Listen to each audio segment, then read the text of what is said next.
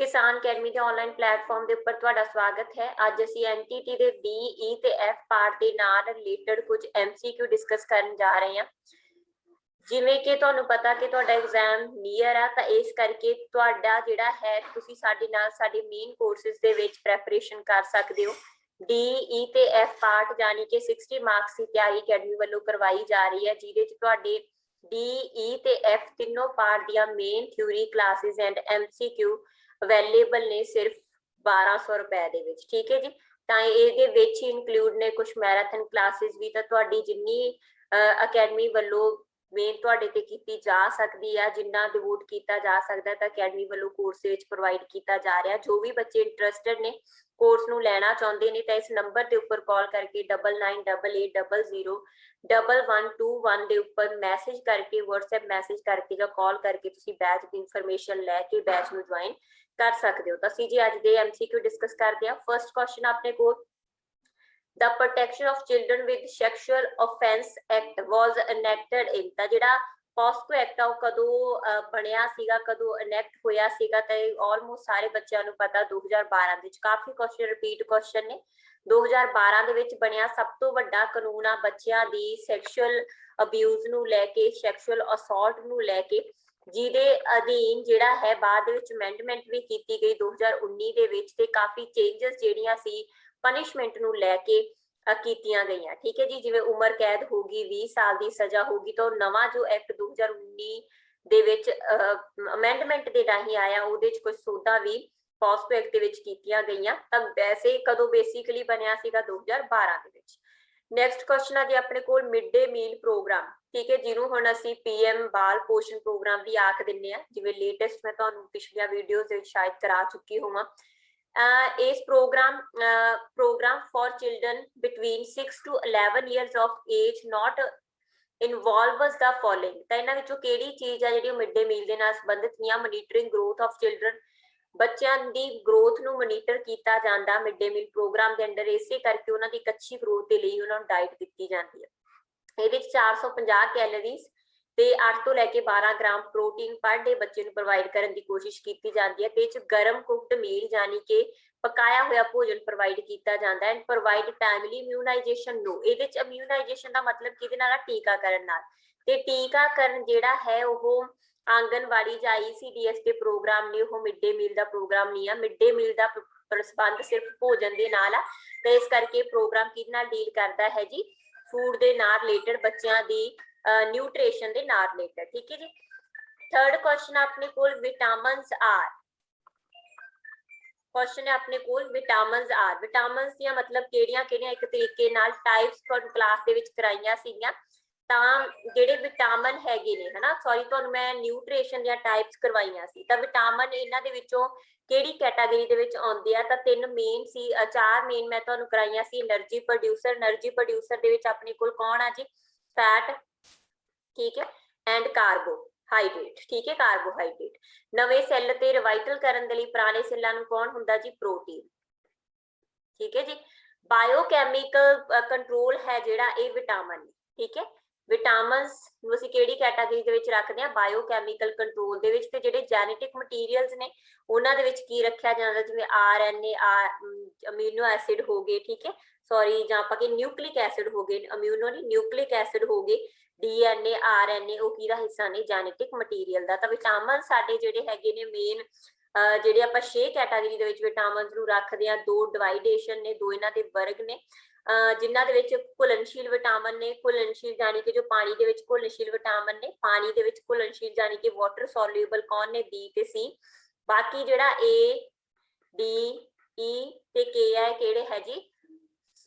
Fat soluble यानी कि चर्बी दे विच घुलनशील। नेक्स्ट है जी, how much fibre a child of 1 to 3 year required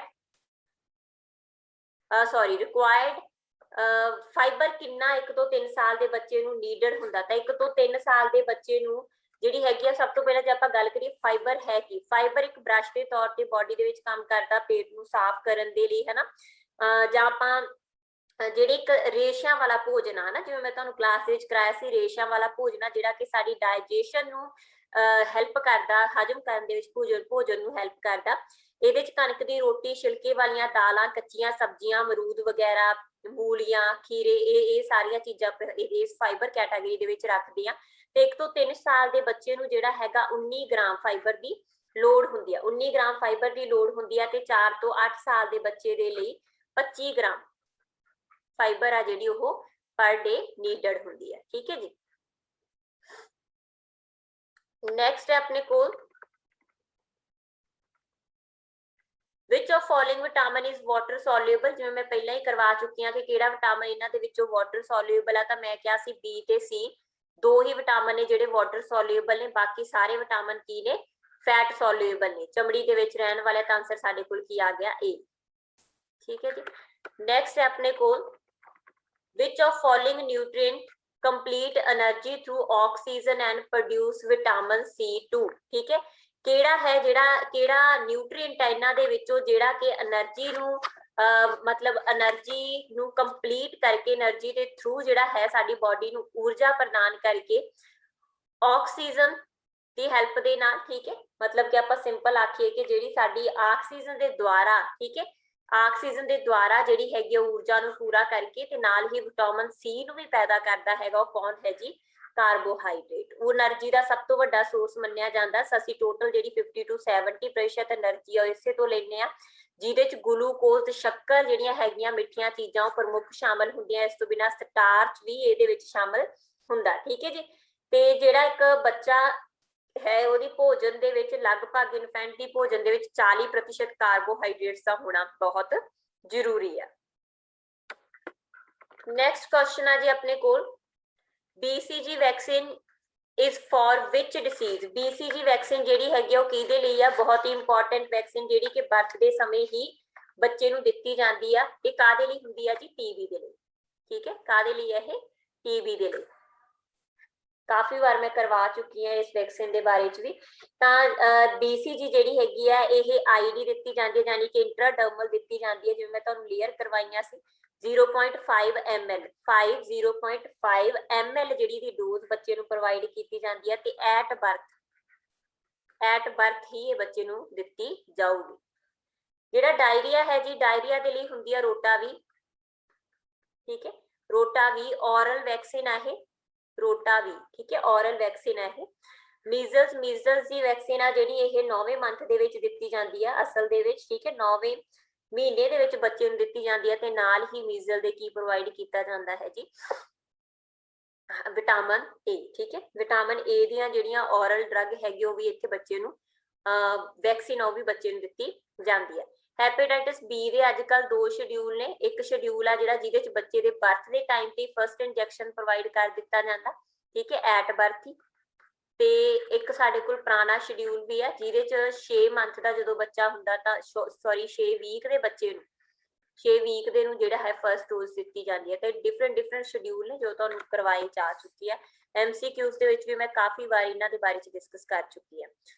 Who are the beneficiaries of mission ਇੰਦਰਧਨੁਸ਼? ਬੜਾ ਹੀ ਇੰਪੋਰਟੈਂਟ ਇੱਕ ਮਿਸ਼ਨ ਆ ਵੈਕਸੀਨੇਟ ਕਰਨ ਦੇ ਲਈ, ਇਮਿਊਨਾਈਜ਼ ਕਰਨ ਦੇ ਲਈ। ਕਿੰਨਾ ਨੂੰ, ਜਿਹੜੀਆਂ ਫੀਮੇਲ ਨੇ ਤੇ ਬੱਚੇ ਨੇ ਦੋਨਾਂ ਨੂੰ ਹੀ। ਠੀਕ ਹੈ, ਕਿੰਨਾ ਨੂੰ ਜੀ, ਚਿਲਡਰਨ ਨੂੰ ਤੇ ਪ੍ਰੈਗਨੈਂਟ ਔਰਤਾਂ ਨੂੰ ਇਮਿਊਨਾਈਜ਼ ਕਰਨਾ, ਟੀਕਾਕਰਨ ਕਰਨਾ ਉਹਨਾਂ ਦਾ। ਠੀਕ ਹੈ, 2014 ਦੇ ਵਿੱਚ ਇਹ ਪ੍ਰੋਗਰਾਮ ਲਾਂਚ ਹੋਇਆ ਸੀ ਤੇ ਟਾਰਗੇਟ ਰੱਖਿਆ ਗਿਆ ਸੀਗਾ ਕਿ 2020 ਤੱਕ ਜਿਹੜਾ ਹੈ ਜਿਹੜੇ ਦੋਨੋਂ ਬੈਨੀਫਿਸ਼ਰੀ ਨੇ, ਲਾਭਪਾਤਰੀ ਨੇ, ਉਹਨਾਂ ਦੀ 90% ਜੋ ਪੋਪੂਲੇਸ਼ਨ ਹੈਗੀ ਆ ਉਹਨੂੰ ਵੈਕਸੀਨੇਟ ਕਰ ਦਿੱਤਾ ਜਾਊਗਾ। ਠੀਕ ਹੈ, ਜਿਹਨੂੰ ਹਾਸਲ ਕਰਨ ਦੇ ਵਿੱਚ ਕਾਫੀ ਸਫਲਤਾ ਆਲਰੇਡੀ ਹਾਸਲ ਅਸੀਂ ਕਰ ਚੁੱਕੇ ਹਾਂ।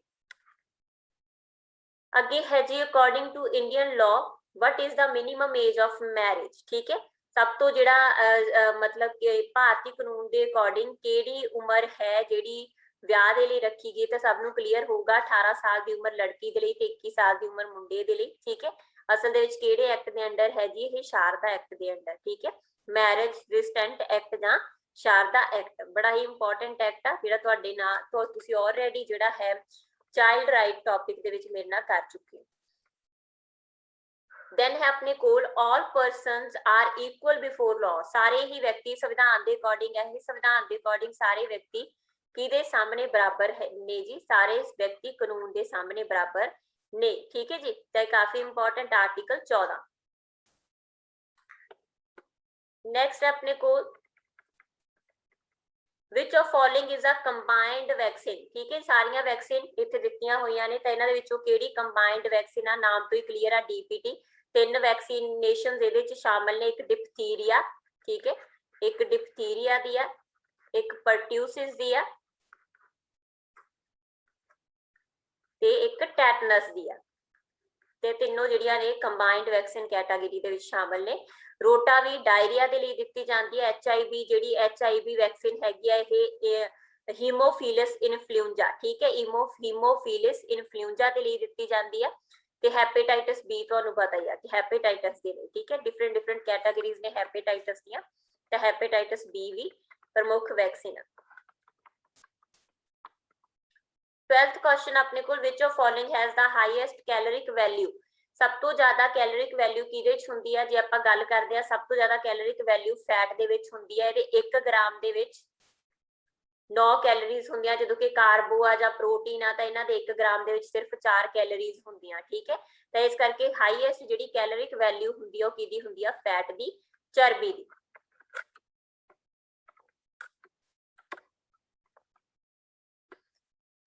नेक्स्ट है जी अपने कोल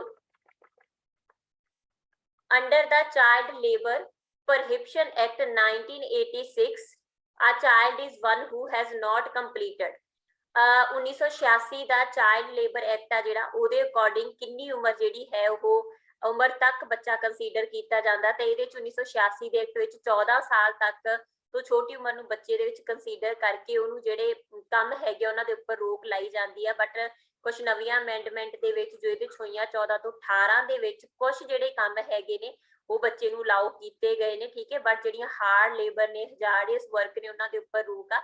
ਬਟ ਬੇਸਿਕਲੀ ਐਕਟ ਦੇ ਵਿੱਚ 14 ਸਾਲ ਤੱਕ ਦੀ ਉਮਰ ਬੱਚੇ ਦੇ ਲਈ ਰੱਖੀ ਗਈ ਸੀ। ਨੈਕਸਟ ਹੈ ਜੀ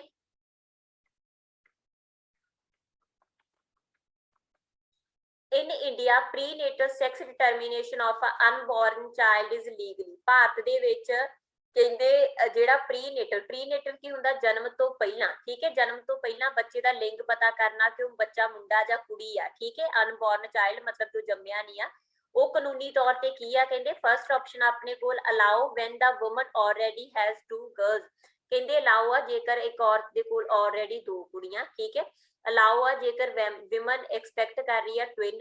ਸਕੈਨਸ ਇੰਪੋਰਟੈਂਟ ਨੇ, ਸਕੈਨ ਹੁੰਦੀਆਂ ਨੇ, ਬਟ ਜਿਹੜੇ ਟਵਿਨ ਬੱਚੇ ਜਾਂ ਕਿਸੇ ਵੀ ਤਰ੍ਹਾਂ ਬੱਚੇ ਦਾ ਲਿੰਗ ਪਤਾ ਉਸ ਸਕੈਨ ਦੇ ਵਿੱਚ ਵੀ ਤੁਸੀਂ ਨਹੀਂ ਕਰ ਸਕਦੇ। ਤਾਂ ਟਵਿਨ ਬੱਚਾ ਹੋਣ ਤੇ ਕਹਿੰਦੇ ਤੁਸੀਂ ਕੁੜੀ ਜਾਂ ਮੁੰਡਾ ਦਾ ਪਤਾ ਲਾ ਸਕਦੇ ਹੋ, ਨਹੀਂ, ਇਹ ਵੀ ਅਲਾਓ ਨਹੀਂ ਹੈ, ਇਹ ਵੀ ਅਲਾਓ ਨਹੀਂ ਹੈ, ਠੀਕ ਹੈ।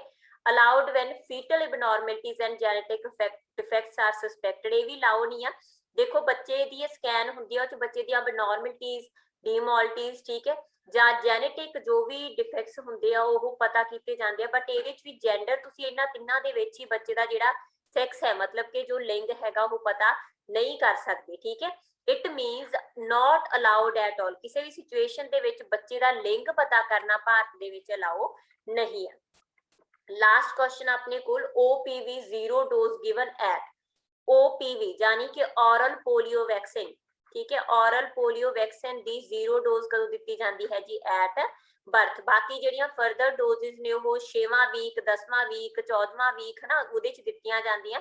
ਬਟ ਜਿਹੜੀ 0 ਡੋਜ਼ ਹੈਗੀ ਆ ਉਹ 2 ਡ੍ਰੌਪਸ ਜਿਹੜੀਆਂ ਬੱਚੇ ਨੂੰ ਐਟ ਬਰਥ ਦੀ 0 ਡੋਜ਼ ਦੇ ਤੌਰ ਤੇ ਪ੍ਰੋਵਾਈਡ ਕਰਾ ਦਿੱਤੀਆਂ ਜਾਂਦੀਆਂ। ਤੇ ਅਸੀਂ ਅੱਜ ਦੇ MCQ ਨੈਕਸਟ ਕਲਾਸ ਦੇ ਵਿੱਚ, ਨੈਕਸਟ ਸੀਰੀਜ਼ ਦੇ ਵਿੱਚ ਨਵੇਂ MCQ ਲੈ ਕੇ ਮਿਲਾਂਗੇ। Thank you so much.